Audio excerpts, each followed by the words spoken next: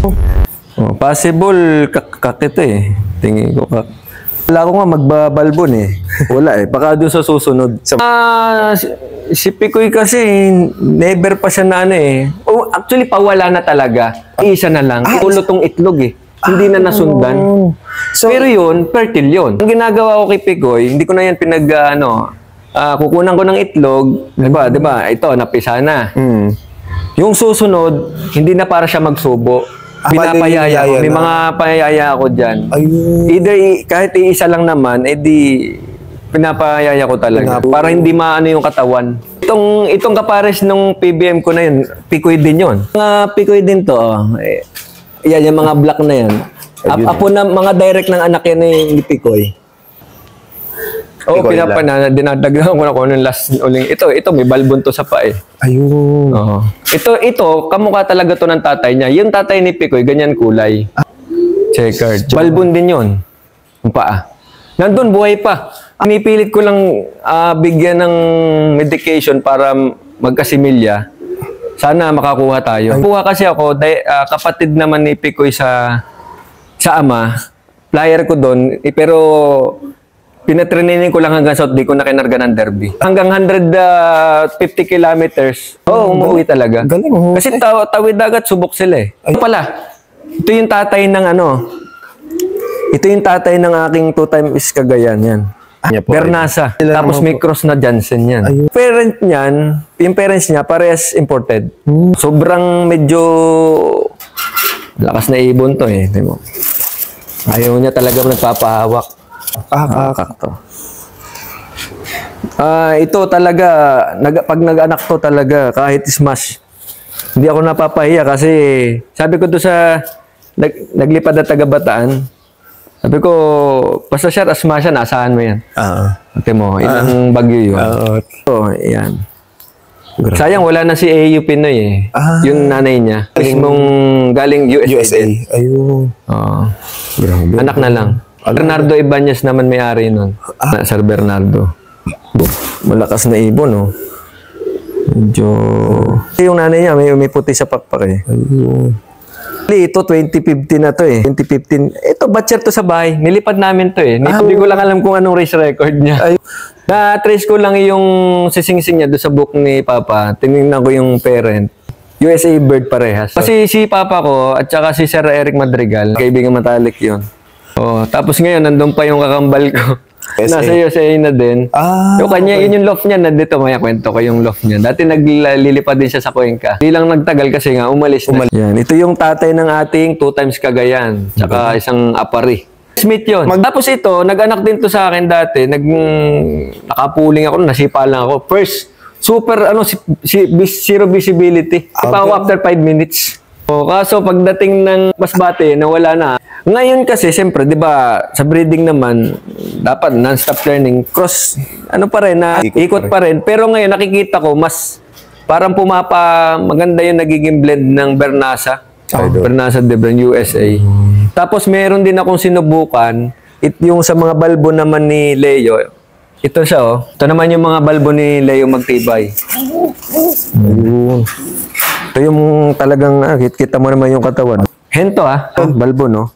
Oo nga, balbon siya. Ito, hanggang dito lang, sa binti. Pero yung sa akin, sa kuko. Hanggang, makapal. Maya, pakita ko sa'yo, ito kasi, magkapatid to eh. Ngayon, yung mga anak nila, ikukurus ko naman sa inbreed ng Picoy. Pero nakapaggawa na ako dyan. Pakita ko sa'yo yung itsura, grabe. Bali, ang gagandang meron pa tayo dyan yung si Dragona niya eh.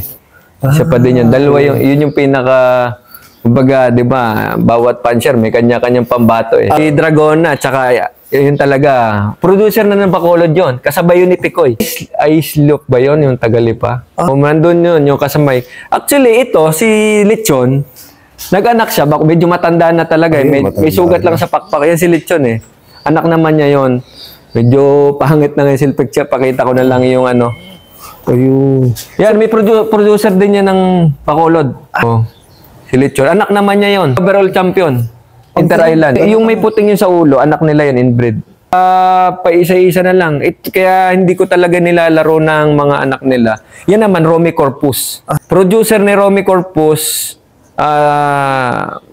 yan, ganyan. Yung lechon, papasok ko sa Picoy. Yung magtibay na balbon, papasok ko sa Picoy. Parang yun na lang muna yung ginawa kong base. Ito, no, nag-produce ng Bacolod, lagi yan. Maganda, maraming pinalabas din na winner yan, si Lechon. Si Lechon naman, ang may-ari sa kanya, naglipad sa kanya, si Michael Rasguero. Siya mismo ang may-ari niyan eh. Tapos binili naman ni Romy Corpus. Nag-produce naman ng marami sa kanila. Winter Island. Ito ayan, si Lechon. Medyo pangit ganyan si Lechon eh. Actually, ginagamot ko yung sugat niya eh. May sugat siya sa pakpak. Yes, bird. Yan, Eric Madrigal yan. Anak ni 828. Wahabol yan, basta may kapares eh. Sa Cuenca to Butcher. Wala na kasing loft doon. Nandito na yung loft nila. Ayan, tawag ko dyan, si Balanat. Pero may pasok na ng yung kay Leo din na... Pero, EM kung anuhan. Eric Madrigal Bird. USA Bird yan. Mismo. Pero yan, dito ko napaanak yan. Ang pagulang niya nandun. May pakita ko sa'yo. Si Kratos Jr. ko tawagin ko. Yun ay Kratos Cross Finny Winnie. Eric Madrigal yan. Tapos, yung naging asawa niya ngayon, kusang pumari siya doon sa kapatid ng 2 times Santa Ana. Pinapalipad ko yan dito. Pero, bahala sila. Yan. At least hindi magkaano. Yung kapatid niya, yun. Black Velvet na yun. Ito, full sibling to noon. Yung 2 times na kagaya natin. Ito yung may pasok ng Bernas at saka Picoy. Iisang itsura. Yan, may mga balahibong konti. May balahibo din, diba? Yan. Pero yung nandong hen, mas marami yun. Ito yun. Ganito yung nasa Bataan. Ganito yun. Isa magulang. Salap na to. Talpasan ko yan dyan. Dito lang sila papasok. Ito yung loft ni kapatid ko eh. Ito yan, inbreed naman to na Picoy yan. Balbon yung paa. Tingin mo, iba yung kulay. Bakit velvet? Kasi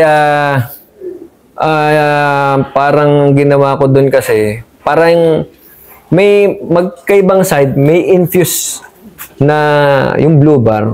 Parang nag-throwback yung kulay. Kita mo yung paa, medyo sunog ganyan ang kulay niya. Yung magulang ko, flyer ko doon sa kabila. Ilog lang yung kinuha ko. Tapos, kasi tinignan ko sa libro, nagpares magkapatid. Parang uncle niya na yun eh. Tito, tsaka yung pamangkin. Tapos, testingin din natin. Yan Ganda. Sayang pa. Makuha kayo nando para makita mo. Yan, kapatid na buo yan mismo. 2 times Cagayan. Yan. Picoy yan mismo. Ganun din. Kapatid niya yon yung itim doon. Nagulat niya ako, naglabas ng puti. Pero talagang maglalabas talaga din dahil gawa nung yung nanay. Actually, first nilang itlog to. Kauna-una. Going 8 months pa lang to eh. 8 months pa lang to. Yan diba? Balbon. Yan din. Dito natin sila yan. Bacolod, Tacloban. Mabilis yung ipampuling.